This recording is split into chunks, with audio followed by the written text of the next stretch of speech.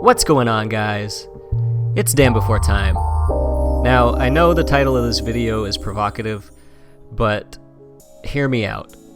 No Man's Sky is dead. And as a fan of the game, that sucks to admit, but let me explain what I mean. About 3 weeks ago, I did a video called No Man's Sky in Crisis, and in that video, I called attention to the downward spiral that the game was on at that point.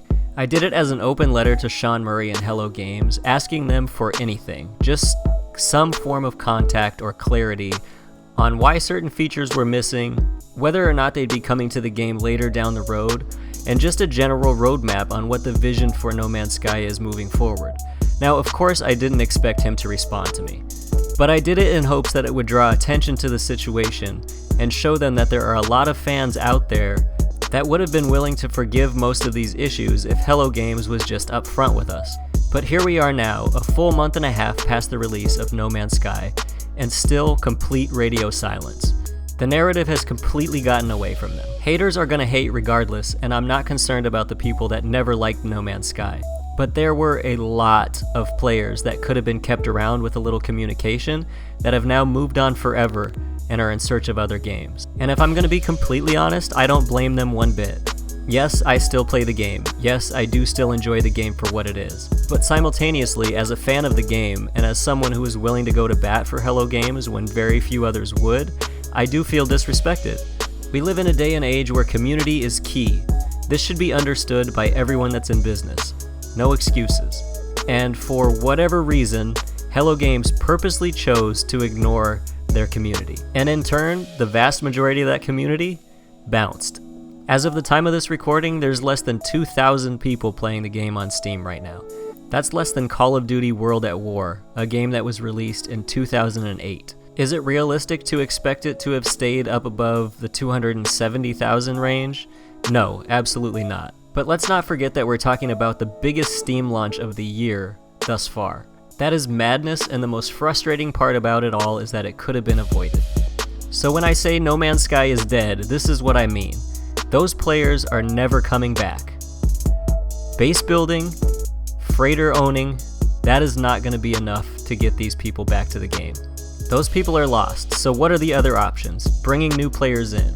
Now, the holidays are coming up, and granted, there's going to be a fair amount of purchases from people that don't know much about the gaming industry or what's going on. But those numbers are never going to approach the flood of players that you had upon release. And the last option is hardcore players that have steered clear of the game until now. But that's highly unlikely because they've steered clear until now for a reason, and Hello Games would have to release a slew of upcoming changes to the game that would be so great that it would turn it into a completely different game. And even then, it's a stretch because the trust is completely gone at this point.